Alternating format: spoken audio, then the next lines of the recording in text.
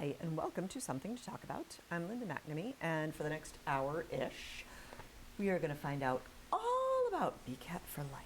What exactly does that mean? Well, you'll find out in a moment when you meet my wonderful guests, who are usually hiding behind the set at this time, but not tonight. Anyway, thank you for tuning in. I would like to invite you to email me if you have a suggestion for a future topic or a question for my wonderful guests, whom you will meet momentarily. You can always email me at talk@bcattv.org. I would like to thank the crew for this evening. Jen Dodge, who's one of the staff members here. Actually, she's in charge of all the staff members, and she's helping because the staff members who usually help me are not quite available right now. But I would also like to thank Jesse O'Regan and Gwyneth McNamee for giving up their evening to come help at BCAT. And of course, now it's a formality, I have to thank my husband Paul for staying home for daddy date night, although tonight it's more of a daddy Uber thing. But anyway, housekeeping aside, reason why my guests or the staff are not available right now because they're with me. So Chris Flaherty and Veras Connolly are staff members here, and you guys have been volunteering for BCAT for your life. No, well, pretty much. Pretty much. Yeah. Well, thank you guys for joining me. Thanks for having us. And I, from the volunteer perspective, a lot of the stuff that you guys do kind of goes unnoticed because I just come in and everything works.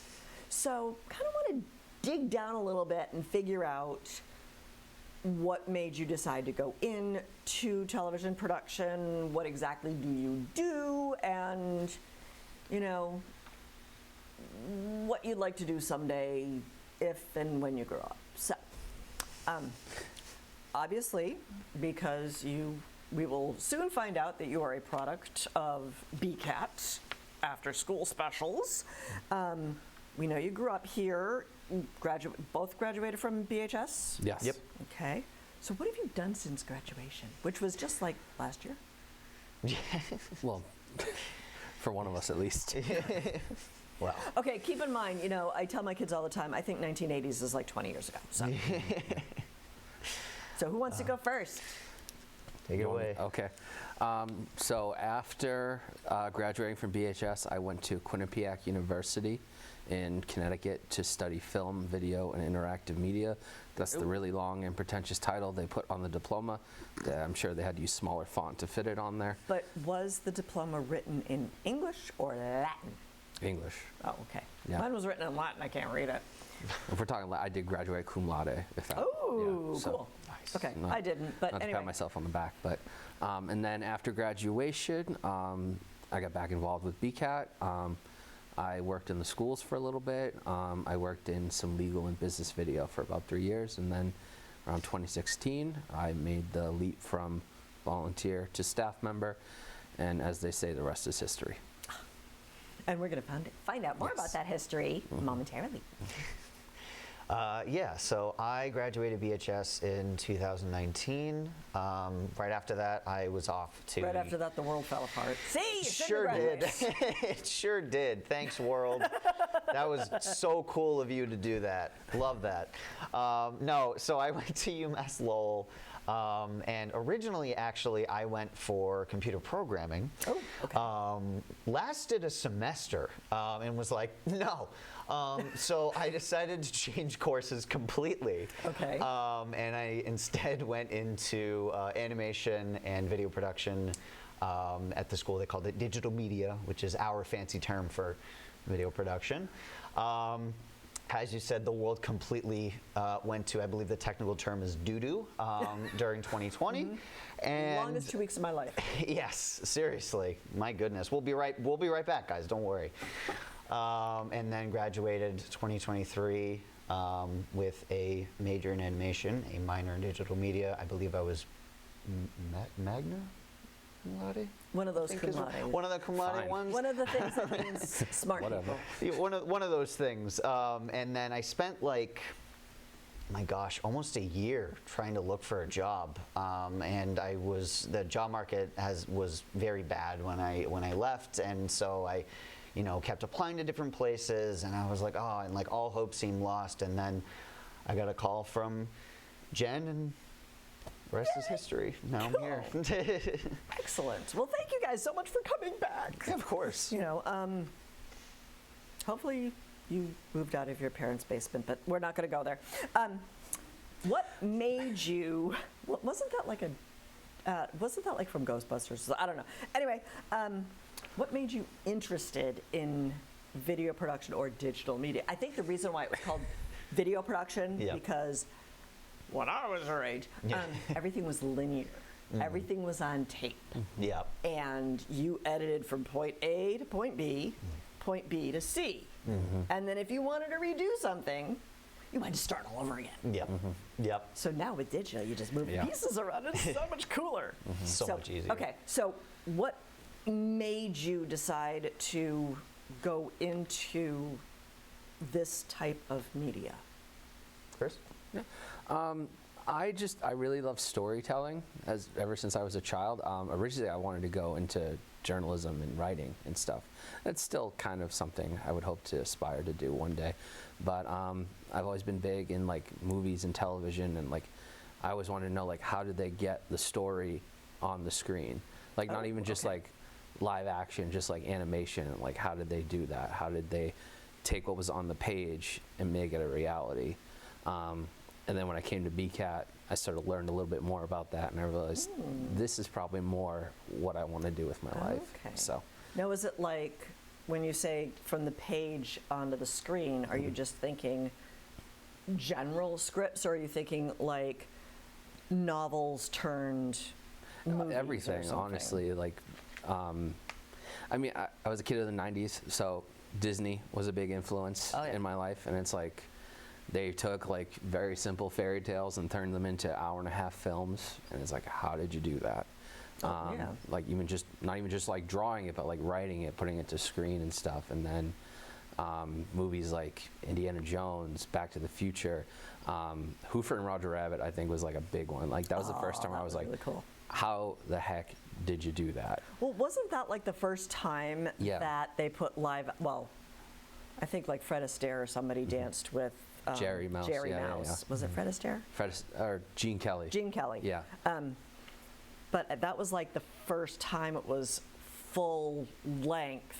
Yeah, there was like some parts in like Mary Poppins where like she was on screen with the characters, but like you can tell like she was in front of a green screen, like she's looking at the characters, but she's like looking through them. And like Roger Rabbit, like they did a lot of different things. Like they had like models on the set working with them, and then they just took it the next step with like lighting and shading and stuff like that. And then like the whole Lord of the Rings thing with the forced perspective and the Gollum character with the, you know, the green suit with ping pong balls on it or something. Yeah, just like little things like that. Like I can't remember the exact film, but it was they filmed a train crash, and like obviously it looks like they crashed a real train, but it was just a model train on like a table with like just added effects. And I did it in slow motion or something. Something like that. Yeah. I don't. Maybe it was a Cecil B. DeMille film, but I think just like wanting to learn more and more is how I went down the rabbit hole of video production. Cool. And you never looked back. And I've never looked back. Yeah. Okay. I don't want to cut you off because I've already interrupted you more times than I can count.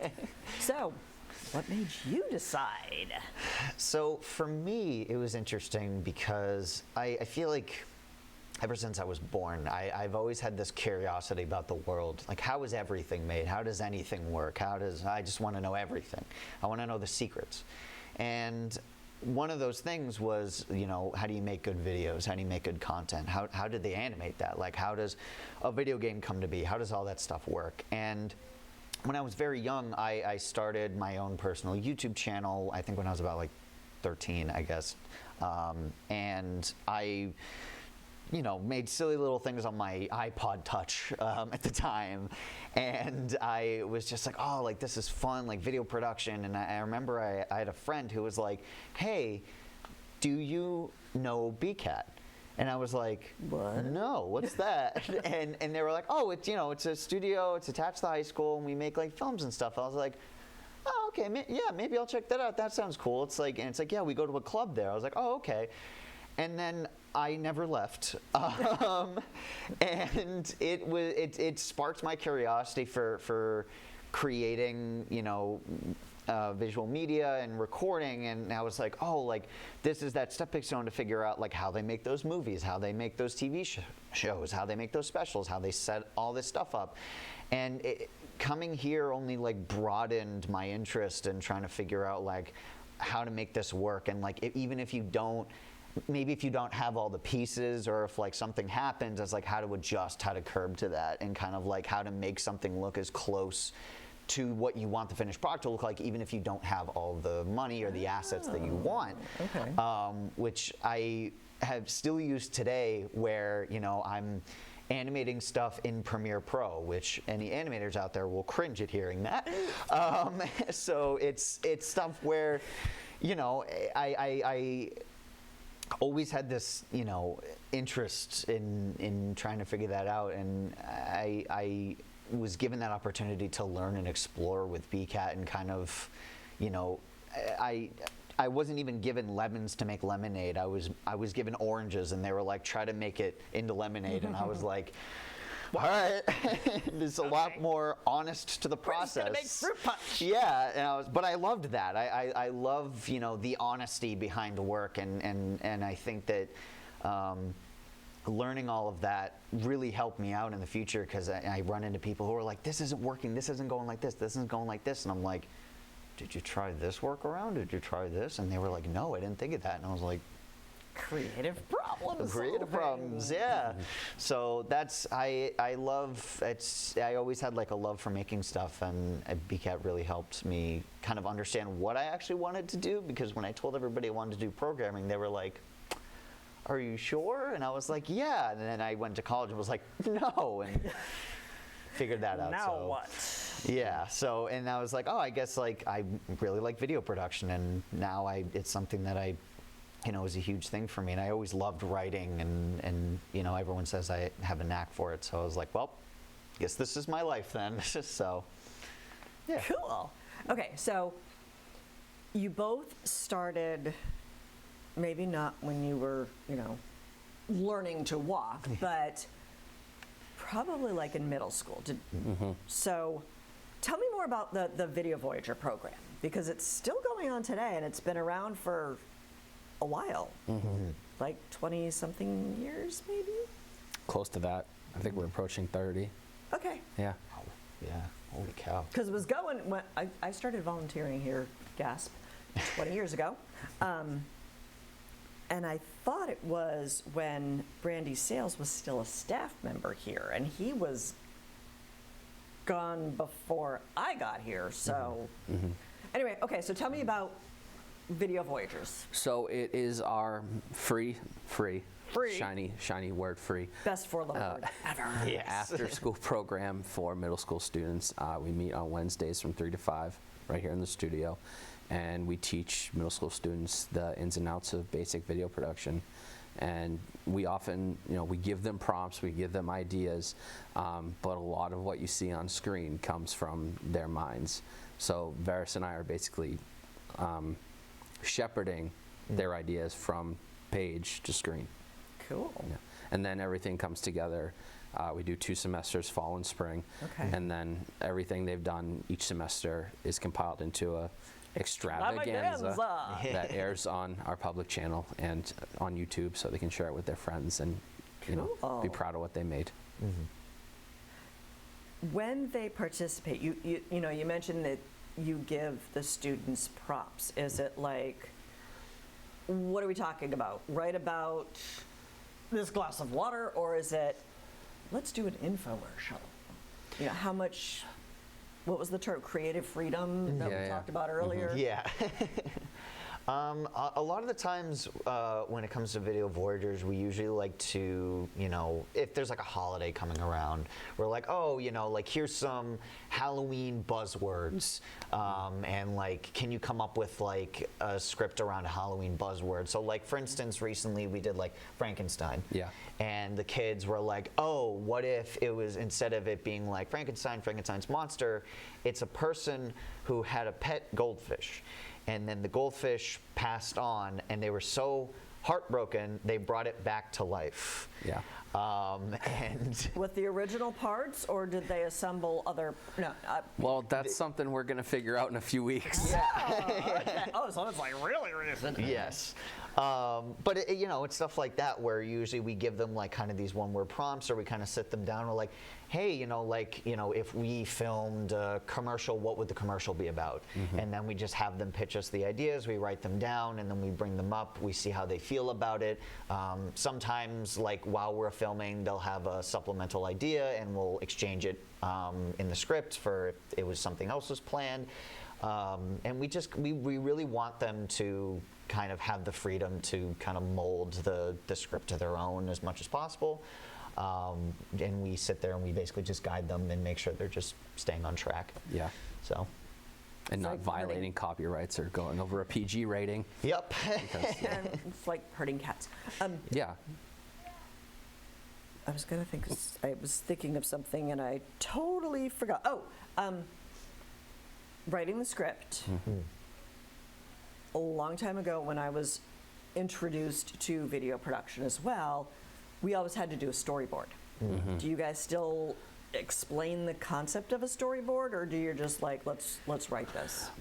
We do Yeah. storyboards for some things. We don't get too in-depth into the script making process. I think that's something we save for the high school students, which we'll talk about in a little bit. Yep. But we basically try to say to the kids, like, okay, what's your beginning, what's your middle, what's your end? Okay. And then basically, you're building your 3-strike story based on that. Oh, yeah. okay. So, And just so they have some sort of roadmap to lead to the end of the production. And at the same time, you're going through like shot composition, headroom, rule of thirds, all Yes. that kind of stuff. So, Yeah, we almost say like, with a lot of these sketches, like, okay, one scene, we want you to have a close-up, a medium shot, and a wide shot. Think about what you want to see in that scene in these shots. Oh, Yeah. okay. So it's basically like they're shooting 9 different camera angles per session. Yeah. Yeah. Cool. Do they do any of the post-production, or is that all you guys? I think it's mostly us. It's mostly mostly us. There are some volunteers who are usually like, oh, I'd like to learn how to do that, and then we'll usually kind of sit down with them, we'll walk them through it, and be there as they're editing it. But that happens not as often. Really. Some participants get excited about sketches and they're like, can I come and edit this? And we're like, sure, if you want to. Yeah. And we'll Yeah, sit with 'cause them and work through it. Trying to fit, a dozen kids in Yeah. one suite is probably not the best idea. Yeah, it gets hot in there, so. It does, yes. But What about video vacation week? So that's kind of like our summer session. Okay. And it's just 1 week. It's like a crash course in video production. We go through pretty much everything like we do in a semester really quickly.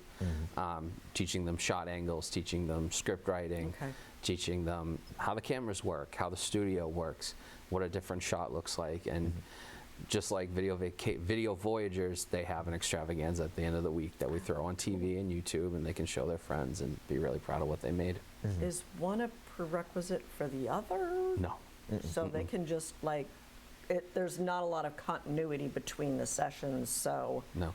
We do, there's like a lot of member overlap for sure, because some of these kids really love coming to BCAT and they want more of it during the summer, and then And then they tell 2 friends, and they tell 2 friends, and so on and so on. and we often get new Video Voyagers through Video Vacation Week. Yep. So they're like, oh, I really enjoy this. I'm like, well, you can do this during the school year too. And then, I can. yeah. Exactly. And then they're here. In fact, I'd say most of our current class of Voyagers are Video Vacation Week alum. Yes. Yeah. I agree. Most of, if not all, started with Video Vacation Week. Cool. Yeah. Yeah. And then when They don't call it graduate from 8th grade. Is it stepping up? Or Promotion. Promotion. I heard, whatever. yeah. Yeah, I think that's So what's when called. they enter high school, it's not over yet. It's not over Nope. yet. Nope. Then what happens? They're even closer to us now. Yep. Because they're in the same building as us. Yep, that's true. High school club is a interesting thing because it takes basically, we're like, okay, this is what you learned from Video Voyagers. This is the knowledge that you've gained. Now you kind of have an idea of how it works. Now it's your turn. A lot of the time for Video Voyagers, we usually, we like to guide them a lot and we keep them on track a lot. But with the BHS TV, a lot of that responsibility is given to them. We keep track of them and we make sure that they're on the right track. But whereas maybe we're like directors for like Video Voyagers, we're more like producers for BHS TV. Advisors. Advisors, yeah. So, a lot of the kids, I'll be like, all right, well, usually like once every quarter we'll produce Speak of the Devils, which is our talk show that we have, which is a 30-minute segment, sometimes longer, where we have a guest and the students interview the guest and they play all the projects that they made over the course of the year. And so it's like, hey, we need segments to fill those spots. So what do you guys got? And they pitch us their ideas. And we work with them throughout the semester to get it done, to get it made and recorded. They usually take charge of editing it, making sure that it's, the set is the way that they want it to. And then we air it on Speak the Devils. We put that on YouTube as well. So. Because they are physically, the high schoolers, or BCAT is physically located within the high school, and the high schoolers have like study halls or flex block, is there any overlap there? Yes. We've had a lot of kids come during Flex Block to spend time down here. Like one student in particular has come down many times to edit their segment for Speak of the Devils. Yes. In fact, our current sports reporter comes during her Flex to film. She's the sports reporter now for B News, and she comes during Flex and films here. So they do have the opportunity to come down here when they have free time. Yes. Love it. And you had mentioned, they're pitching ideas. My perception is that in the Voyager program, it's pretty much all fiction. Is that the same when they're in high school, or do they also say, hey, I want to cover this particular event as a news story? Yeah, so with the high schoolers, we definitely, the middle schoolers will work on news stories as well, but with the high schoolers, correct me if I'm wrong, but I think there's more of a push towards journalism, news, and nonfiction pieces. But we do allow moments for like sketches and short films and stuff. Yeah, absolutely. Because that's what they, because interests in middle school can be vastly different. Absolutely. Interest in high school, so I was wondering, I can't exactly picture, 11th and 12th graders talking about a goldfish being brought back to life. You'd be surprised. You would be surprised. And making it PG, Yes. The club to an extent, and Speak of the Devils has always taken on a different, I'm going to say vibe. I'm going to date myself. Atmosphere. Yeah. Depending on the kids' interests. Yeah. Like, I mean, a couple of years ago, they were doing like these movie reviews that got really like, I don't want to say like satirical, because like, hey, I'm interviewing Tim Allen's Santa Claus, and here's a lawyer from Disney standing over my shoulder the entire time, making sure I don't say anything wrong. And then like last year, we started movie reviews and food reviews. Oh, okay. And then like there's other different things that have evolved over the years. Like we've had like things where they make sketches based on Mad Libs. Oh, that must be fun. Yeah, we have some kids working on we have one of our volunteers is working on a game show right now. That's trivia based. We have. Are you going to let that person borrow your gold jacket? No. Yeah. I want them to come up with their own look, their own gold jacket, if you will. Yeah. That's the big thing with us with the volunteers is we want them to bring their own unique spin to their projects, and we really want them to head it and make sure that it's their own unique story. And even if they're doing something based in nonfiction and they're trying to tell a story, we still urge them to put their own unique spin on it. Like we have one of our volunteers who's really looking to work on a documentary, and which I think is fantastic, and I highly encourage that. But it's like it's also that thing where it's like I want you to put your own personal spin on it. You know, even if you're telling somebody else's story, how are you going to tell their story? Okay. Type thing. Yeah. So. Speaking of creative spin and uniqueness and personal stamps, or yes, you are teaching these kids video production.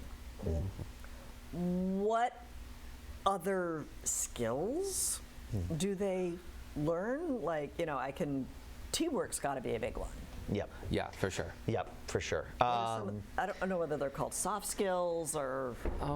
I mean, recently, actually over the summer, we had our own. Usually, we don't do anything for BHS TV over the summer, but this past summer, I worked with a small group of volunteers to rework the Closet Classics intro. Oh, okay. And that was a lot of fun, and in that class in particular, we learned a lot about storyboarding, actually, and we learned about props and like setting up shots and like the script and like formatting and editing and all that fun stuff, and even some like small graphic design stuff on the side. And that's something that I'm really trying to push into the club during the school year as well. Is it's like, oh, you want to work on logo design for your thing. It's like, well, let's sit you down, let's grab you like a piece of paper and some markers, let's work on some logos, let's work on some of your lower third assets. And if somebody wants to make, like, we're thinking of working on short films soon, so it's like, let's figure out, storyboarding, like what that's going to look like, and hammering out scripts, semantics and stuff like that. So we really try to introduce the base ideas in Video Voyagers and then push a little bit more of what goes into a production when they get into high school, just because of how more complex the shoots are getting. The training wheels come off in high school, as it were. I'm also thinking, like, as a parent, you kind of touched upon it a little bit when we were saying, okay, I graduated with this degree in digital animation? Digital media, and I thought animation. Animation, digital media, yeah. And there isn't a huge job market. Big surprise. But there's also like teamwork and responsibility, because there are thousands of dollars worth of equipment here, and you're letting 12-year-olds play with a multi-$1,000 camera, which is a lot of allowance. But creative problem solving, like we mentioned earlier, time management, organizational skills. Definitely. Help me out here. What are some of the other skills that you earn? A big one that Would they do like leadership? Leadership, definitely. You said organization skills. I definitely think this one's a bit more specific, but I feel like, kind of almost like, this might be a harsh way of saying it. Confidence is good too, but Confidence is good, yeah. Like, working with your team and kind of like making sure everybody's ideas are heard. Type thing, and like making true collaboration. Yeah, collaboration, and making sure that following guidelines, and also making sure everybody feels included, and understanding, like even like budgeting. It's like learning how to, it's like, do we have enough for this? Do we have, time management? Again, do we have enough time for this? And yeah, definitely teamwork has, like, when you're set out in a group with these kids and you're working probably with the same kids for 4 years, you're going to have to learn to work with each other. And if everyone needs to be able to feel heard and understood, and like effectively communicating with each other, your ideas and stuff like that. So, did we say confidence? We did mention communication. I think public speaking comes into it a lot yeah. too. Okay. It's a big Because often you're in front of a camera, sometimes you have a script, sometimes you don't, and then you start rambling, exhibit A. Exhibit B. But you know, like when you're going out to cover events for news, like Truck Day or the tree lighting, or maybe you're doing interviews at the 4th of July parade. These are just random, Walking up to a non-specific complete ideas that stranger I'm coming out. Yeah. Yeah, walking up to a stranger saying, "Hey, my name's Chris. I'm with Burlington Cable. I'm doing a news story on the parade. You mind if I ask you a few questions about, you know, your float, your stand, your business, whatever?" And it's just how you approach these people, how you present yourself, not how you just represent yourself, but how you represent BCAT too. And then hopefully, like, you get more confident as you go on, and like, it is kind of like stage fright a little bit. I mean, but there's a big fancy camera in front of you, and you could get a take too. But it is a skill that, you know, we help educate them on. Like, hey, like, make sure you have eye contact with your person. Make sure you hold your mic up. Make sure you nod so they know you're still listening. You're doing it right now. Contact. Yeah. Okay. So on camera etiquette and, you know, public speaking, communication, stuff like that. And I'm also thinking, as you were describing that, I'm also thinking, overcoming rejection. Hey, you want to be interviewed? No. Yeah. Yeah. Yep. Okay. You're going to then. experience that a lot. Yeah. And you're going to also Well, I'm gonna be on experience TV. people that will not give you the answers that you want. Like, you might have a lot of in-depth questions, and they might just give you short, one-word answers. So it's also like getting them to figure out questions that will get them to come out a little bit more, to say less than yes or no. And if they do still say yes or no, how to work around that without losing your cool. Yeah. Yeah. Losing your cool? No.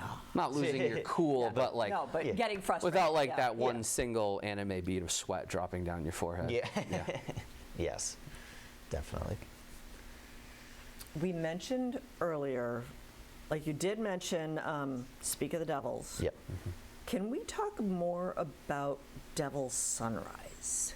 Yeah, of course.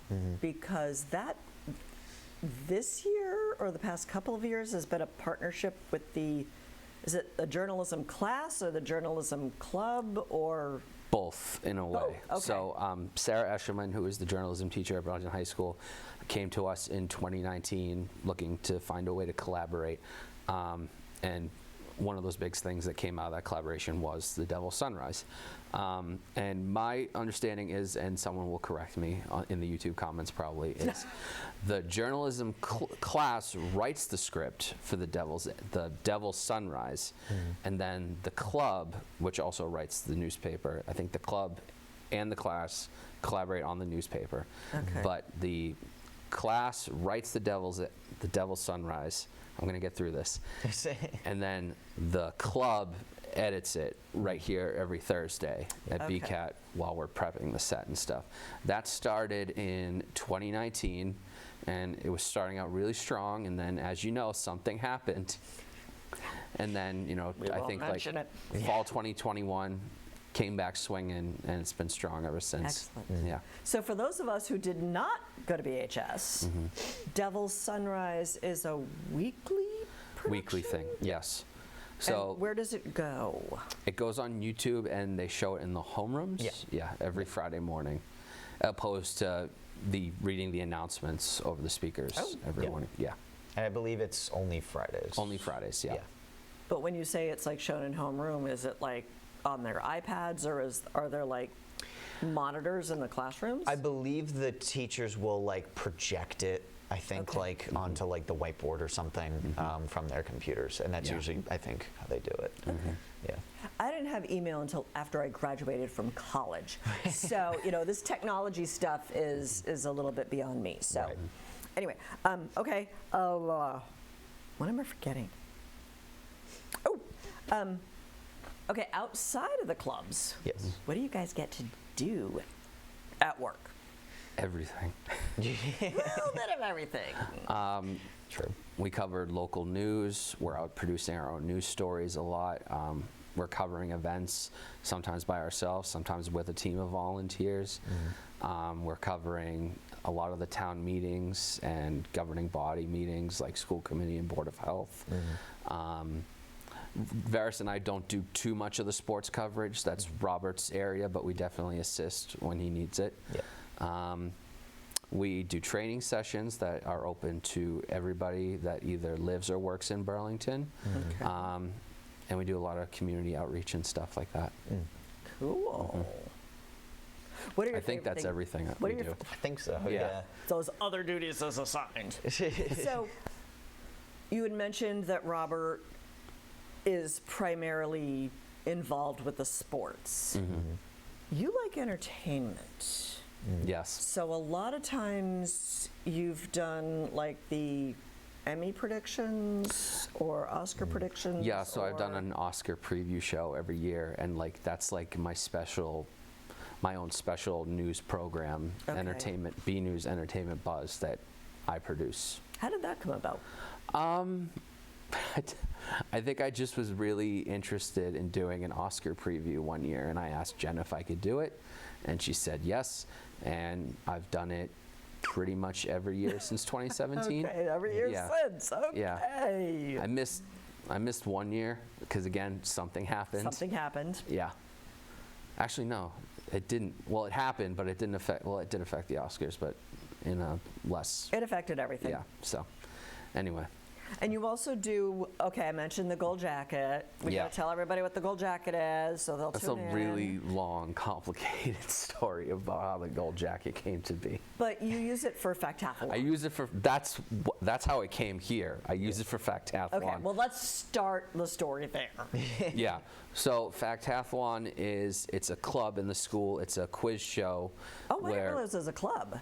it is a club. Like I didn't know I that believe either, some actually. students run clubs. It's at the involvement fair every year, and there's okay. sign-ups Oh, for it. And we'll talk I don't know about if the they're involvement taking fair in a sign-ups for teams or it's sign-ups for kids that want to help organize it. I'm not sure. Okay. But it's a trivia show tournament, teams of 3 high school students, all ages, and they compete. It's multiple choice, short answer questions. It's like a 15-minute round. There's probably about 12 to 13 rounds every spring. It's filmed right here in the BCAT studio. I think in past years, the teachers that oversaw it were the quiz masters, and then my predecessor was the quiz master. Then they said, like, Chris, do you want to be the quiz master? And then a Here light it is, twist, go ahead. yeah. Then a light bulb in my head came off, and like, I have a jacket that I could finally get some mileage out of. So I love it. That's- Who writes the questions for that? Do like, the teachers give you questions? Or the do you, teacher- like, oh, in the past, I believe like they've compiled questions from faculty across both the middle school and the high school. Yeah. Okay. And then I think a lot of them, they're writing on their own. The teachers are writing on their own. Okay. Maybe some of the students. I don't know exactly how it works. I think there might be, if I remember correctly, I think there's like some student submitted ones. Yeah. Like sometimes they'll. well, they probably have to be cleared by. Yes. Yes. I just read them. Okay. Well, I wasn't sure if that was like your responsibility to come up with, 100 trivia questions about something. No. Is it trivia or is it like, It's trivia. Yeah, I mean, it's like math, science, geography, Okay. history, and then they throw in like pop culture, music, movies, things like Okay. that. Yeah. trivia lot of fun. math? Yeah, it's like Gotcha. solve for X, and then it's like, Okay. and some of them are really quick on that buzzer. So I'm like, wow, Wow. okay. Okay. True. Now, do you have like the same rules as like in Jeopardy where you have to let you finish reading the question before they can ring in? We do have that rule. That rule is not always followed. Yeah. So the quiz master starts running out of breath before the 15 minutes are up. But yeah, it's like try to, hear the whole question because there'll be a plot twist at the end maybe. And also don't buzz in before I finish because depending on what kind of mood I'm in, I might not finish the question and then you're just kind of take a shot in the dark. Exactly. Yep. Or like, sometimes you think the question is going to answer, ask one thing and it turns out to be like something different. Yeah. Yeah. We, I remember it was like the student versus teacher round. It was we do the student versus teacher teams in the Fogelberg and we live stream it on Facebook. And then I just remember like they were tied and I was like, all right, this is sudden death. This is the last question. So I'm going to really recommend you listen to the whole thing. And then I said like, what is the name of Superman? Buzz in. Clark Kent. I'm sorry, that's incorrect. And then other team, what is the name of Superman's girlfriend? I thought you And were then gonna they say said dog. Wonder Woman. No. Yeah. And then I'd ask another question. No. Yeah. Okay. Okay. What about you? What do you like to do? What is your focus? I love causing controlled chaos. Okay. Which That's I know, our job, really. Yeah, I know Jen loves hearing me say that. But I. Well, you know, when my sister was in college, Yep. one of the clubs that she was in, her elected role, I'm going to wait for him to finish drinking, was the eliminator of confusion. Thank you. Appreciate that. I wasn't sure if you would find it as entertaining as I did, but that was her official official job title. I love that. That's really funny. No, so. So controlled chaos. Okay. Yes. So I run a show. When I was in high school, I remember I had a show where me and my friends had the Couch Gamers, where we would just play video games and commentate over it with us green screened on the bottom right. And then we had like our own little things where like we had like retro review and like we try to insert pop culture stuff. And then recently, when I came back, I have a show now called Veras Variety, Okay. where every episode's different. It's a different theme. I bring in, try to bring in different guests every time. And basically the gimmick of that show is I don't tell you anything until you arrive on set. I just say, show up at this time and you'll find out what you're doing. And find out what you're doing as in, you're going to be on my show, or this is the topic of discussion. So I tell them, like, you're going to be on camera, you're going to be on my show. Okay. You have no idea what you're doing, though. Okay. Yeah. And so the last time I did it, I had my friends come by and we did a mini game where basically they had to put their hands in a box and figure out what was in the box without seeing it. Oh, that's like a good Halloween thing. Yeah, it was a lot of fun, and like I'm trying to come up with some more ideas now, but that was something that I love hosting, and I love doing stuff like that because it's always fun to like see the looks on their faces when they're like, what have you done? Like, why? What are you planning? Yeah, and it's like, I will seek my revenge. Yep, and I'm always just sitting there laughing. I'm like, this. I could do this forever. And I know one other big project that I worked on when I was an intern here was I made a pilot for my own TV show called Mousetrap. And that was a lot of fun. Is that like related to the Mousetrap game where you have to like assemble stuff? So yeah, don't sue me. No, it was funny because I basically had this idea where it was the story of two game developers who are kind of down on their luck. They just moved out, and so they're a little tight on money. And so they get this request from somebody that turns out that they have to, they go to meet this person thinking it's like, oh, they're going to make a game with us. It's finally, we have a job to do. And it ends up being that they have to get information out of the mayor of the town that they live in and find like money and basically commit a crime.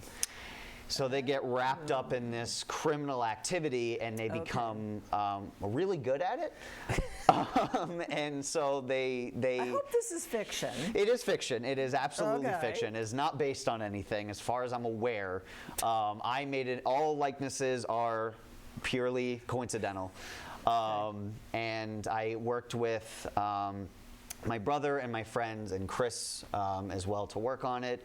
He starred in it as the news anchor. Starred in it. You did a really good job, and you were Thank you. really funny. So you starred in it, and it was just a lot of fun. And the reason why for the name was because the main character that I played had a pet mouse, and decided to name their entire game company after that concept. So they're Mousetrap, and much to their roommate's dismay. So, God. yes. So. Is the mouse okay? Yes, the mouse is thankfully okay. We didn't actually have a live mouse because I was told by several of my actors that if there was one, they wouldn't be in it. So That was I had part to. of my contract. Yep. Okay. So I wasn't allowed to have a live mouse. Well, you know, suppose it's just as bad. You know, I'm glad you didn't decide to name it Tarantula. Yeah, it's true. Or Scorpion. Somehow I would know. have been more okay with that. Yeah. No, we named the mouse Mousekowitz was the Okay. pet name for the rat. Or the mouse. So. I think that speaks to both what Veras and I do at BCAT. Like, our environment is so like liberating, and it's so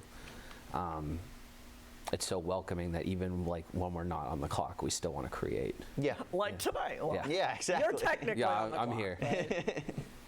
Well, you do my parade every year. I do, Yeah. and I love it. Make you decorate the float, make Yeah. you sit in the rain, and Not every year in the rain, Yeah. only 1 year or 2 years. just one, right? The rolling rally was like Questionable. Yeah. But yeah, we record the show and then you do your post-production editing magic and turn it into an episode of this. Yeah. I'm curious though. When I graduated from college, yes, I did move back home, but it only lasted about 6 months. And then I'm like, I gotta get out of here. You guys both grew up around here, and now you're still here, which is not a bad thing. Right. But how was the adjustment from I am a student to I am now a responsible adult? Responsible is in quotations. Thank you. Yeah. As well as adult. Sure. Or should I remove the quotes from that? No, I mean, Okay. I People pay always my say, you know, what do you taxes, wanna do if you same grow as up, any so. other adult. Yeah. No one fact checked that. We're not It's a kind of political like group. I always sort of saw it as, you know, I'm giving back to the place that helped me, you know, become who I am, and giving back to the community that, you know, quote unquote raised me. So, and it's been enlightening to, you know, be on the other side of that and see how much work goes on here. And like you mentioned in your questions, like I was a volunteer, then I was on the board, and now I'm staff. So you've seen like all yeah, different aspects being able to of see like how it all comes together has been really Okay. nice. Yeah. Yeah. It's still interesting for me because you know I didn't leave college too long ago, but Well, I'm also doing the math real quick, going, okay, Yeah. when you were a senior, yeah. were any of the Voyagers still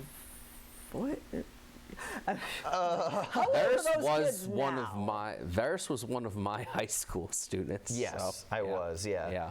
That was very interesting, at least for me, because it went from like you know we were friendly when I was in club, and you know we talked and stuff, and I helped you with stuff, but like you know going from like you know you're my advisor to like oh you're my coworker now.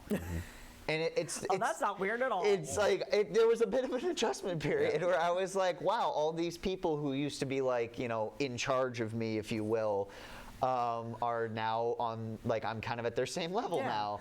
No, I'm and still in charge of you. yeah, sure. Yeah, tell yourself that. But it's interesting because like you know it's something that.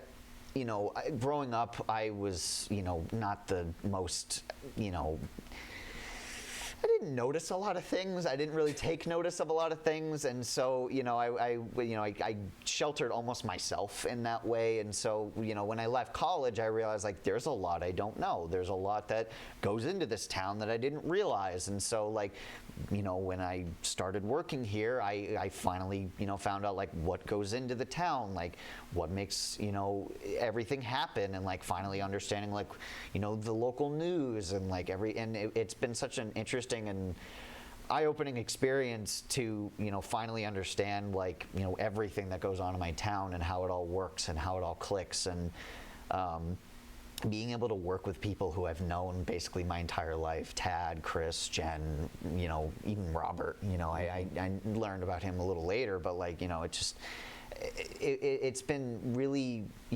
welcoming, and they've always been super helpful and supportive of me in this, transition into adulthood, which couldn't ask for better people to do it, honestly, because most people would just be like, yep, go figure it out. But no, they're like, so this is what this is, and I'm like, wow. So, and they're very patient, and I appreciate them all for it. Oh, everybody's like really patient with us volunteers too. Yes. What is your best? What? I want to make sure that I'm covering everything because we only have about 10 minutes left, believe it or not. Wow. Oh my gosh.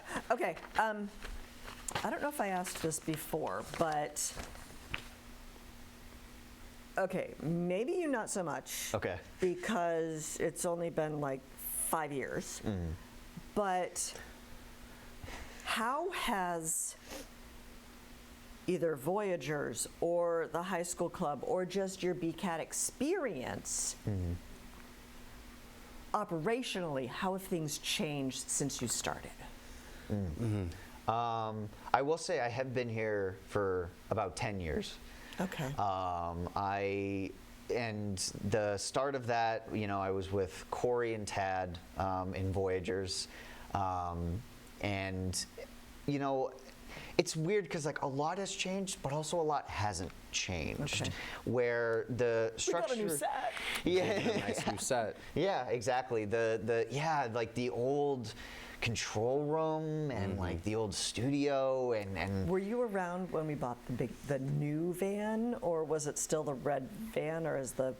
I think I was around to see the old van, and then I saw the old van. The removal of the old van and the introduction of the new one. I think I was The removal where it just went over the side. Yeah, it just went over the facility. Yeah, yeah. But yeah, no, it's such an interesting shift because it's like. A lot of the structure kind of was maintained the same, where it's like, you filming this and, making sure this is ready for this and this is ready for this, but it's just kind of naturally evolved over the years with the new equipment, with the new staff changes, with the new volunteers and the new people that come in and out. Where, we went from, it's like, oh, we're going to film this, fun little sketch, we're going to put together this little thing to like, oh, now we have like, full-blown productions in the clubs, and we have like these large-scale projects and these whole things, and I'm like, and it's crazy and it's a big change, but like to me it didn't feel like, it felt like we would have gotten here anyway, and like it's just a natural progression of everything, at least for on my end. I'm not sure about. I mean, when we were putting the extravaganza for the spring last year, I was surprised how much content we had made. Yeah. And I'm talking like we experimented with a lot of longer formatted content. Like we had some videos that were like 12 to 13 minutes on their own. Wow. Okay. So we were like, okay, this is going to be a 4-hour extravaganza. Yeah. We're going to have to bump some shows. Yeah. What? But what we did, like, we just said, like, okay, let's take Extravaganza Volume 1, Volume 2. pretty much, like, we said, like, okay, let's take all the fake debates we did and make that like an extra extravaganza. Same with like the quiz kebab is like the Voyagers version of Factathlon. So like we made that one, and then like Quiz they did kebab? Quiz kebab. I like The name predates me. okay. But yeah, I mean, like we definitely experimented with longer content last year, and I hope we can still do that. As far as like BCAT, I mean, I've been here since I was 12. Pretty much I mean, same. this room has changed drastically. I mean, we have a podcast room now. Our cameras for robotic meetings have significantly changed. News has grown exponentially. Yeah, it's all come together really nicely. Yeah. Yeah. I think one of the most fascinating things to me when I got hired here was I went into the attic. And I think I was volunteering here for 10 years before I knew there was an attic. Yeah. It's very hidden away, very tucked away, but I got the pleasure of exploring it very, very greatly this summer. And it's so fascinating to see the like boxes and boxes of specials and like all like dating like to the years it dates back and like to see all the different shows that have come and gone and You know, because like a lot of that stuff is like even from, you know, I think there's like a few from my era, not very Yeah, many. no, there's stuff from you up there. There's stuff from me up there. Yeah, because like I think when I hit like, I want to say like high school, maybe a little late high school, we kind of started storing it digitally. Yeah. Maybe Yeah, I later? want to say right after you graduated high school, we stopped doing DVDs. Yeah, and yeah, it's yeah. all like digital archive now. But Right. there's so many, like there's stuff back there I'm still discovering. Are that I there didn't even still know. like VHS tapes? Yep. And SVHS tapes. Oh my gosh, I remember SVHS. Yeah. Yep. That's how I learned how to edit. Yeah. SVHS, it was, ooh. Can we still play VHS and SVHS? We have a machine, I think, that does. Yeah. Yeah, I think we do. Yeah. Yeah, I think it's in Edit 1. Yeah. Because I just remember, you know, a long time ago in a galaxy far away, when I started working in public broadcasting, they had, you know, yes, we did the beta tapes. Yep. We also did 3/4-inch tapes, which were crap, but 1-inch reels, and then quad machines with the 2-inch videotape. No, thank you. And you had to like lie it down on the machine because it was too heavy to prop upright. And I think, I want to say there were like 4 functional quad machines in the Northeast. Wow. Wow. And you were just borrowing parts from everything. And it's like, wow, we can still play stuff like that. Yeah. Oh man. Love digging through the archives. Yeah.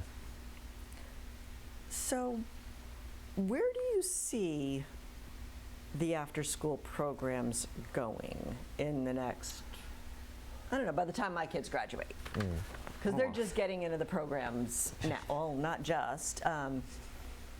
Yeah, 3 to 5 years, or maybe even 10 years. Where would you like to see the after-school programs go? Meaning, what do you want them to accomplish? Do you want me to go first or? Yeah, you go first. Okay. For me. I'm not going to hold you to this. It Sure. doesn't have to happen. Don't judge us, please. No, for the club that I'm responsible for BHS TV, we're working towards kind of trying to get this film festival idea off the ground right now. Ooh, okay. And I am so excited to work with the kids on that because I love watching these kids explore their ideas, and I love sitting them down and being like, hey, like, you know, this is what we're planning. Do you have any ideas? And when I first joined, I had kids who were like, I don't know, I'll just like run a camera. And then like starting this year, I was like, hey, do you got any ideas? And they're like, actually, yeah, I had this one idea. And I was like, I don't know what barrier I broke, but I'm listening now. I was like, I am fully attentive to this. And I bring this little journal with me, and every single day, and I write down everything that they say that we mention, and just to make sure I keep track of everything. And so, you know, when kids are like, oh, I wanted to work on this, I was like, yes, you did. I have you penciled in right here. I was like, here's what we're gonna do, blah, blah, blah. And like, I'm trying to make sure every kid is like heard and understood to the best of my ability. I'm one person, I'm sorry, guys. And Chris helps me. You're doing this super long at the advisory level, so you got time. True. And so, you know, stuff like this where it's like these bigger events, with like the film festival, or even trying like different types of events, you know, where it's like we always do Factathlon, which is fantastic, but it's like, you know, one of our volunteers is working on their own game show, and it's just like, do we want to turn that into a bigger thing? It's like, do we want to have like a, you know, BHS TV specific one? It's like, where do we go from there? And so it's like my big goal with this club is to like, you know, yes, there are parts where like it's work, but all other times it's like I want you guys to use that work as your creative endeavors. You know, it's like it's like what I used to tell people in college. It's like I used homework as a means to do the things that I wanted to do within the boundaries that my teachers set for me. And that's what I want for these kids, is I want them to take the things I give them, go the extra mile with it, and like I may have some rules for them, but it's like as long as the rules are followed, I want to give them as much free range as possible. Not necessarily rules, parameters. Parameters, that's a much better word for it, yes. Okay, real quick, because we only got like less than a minute. What they said. I would love to just to piggyback off Veras a little bit. I would love to see like some of our Voyagers take what they learn from 3 to 5 on Wednesdays and just run with it. Like say like, hey, like can I make my own sketch, my own short film for BCAT? And I would just like to just grab them by the shoulders and say, yes, do it. Yeah. Or like, can I have my own show? And I'm like, yes, please. Like, Oh, I want you to like, I want you to take what you know here, and I want to help you make your story come to life. Yes. I would love, like, again, I'm stealing your ideas. No, go ahead. I would love to maybe like have some sort of Voyager screening or festival event where like maybe they bring their friends and their parents in, and they can show them on a big screen what they've been making here at BCAT. And again, you know, they tell 2 friends, though, you tell 2 more friends. Yeah. And then Wednesday at 3 o'clock, it's you and me versus 40 kids. Yep, it's true. Okay, I think there might be fire codes that might be broken, but anyway, before the production crew yells at me, thank you guys You mean so much. Our students? Yes, your Yeah. students. That have been listening to us this whole time. No. And then, Thank you guys. I love hearing like your perspective, and you know, I'm only here like once every couple of weeks, so it's really nice to be filled in on the background. So, of course, thank you guys. thank you for having And I us. also want to thank everyone at home for tuning in. I hope you are eager to become more involved in BCAT. And if you know any middle school or high school student, or just have some spare time on your hand, give BCAT a call and come on down, see what there is to offer. Thank you. Have a great night. See you around town. Good night.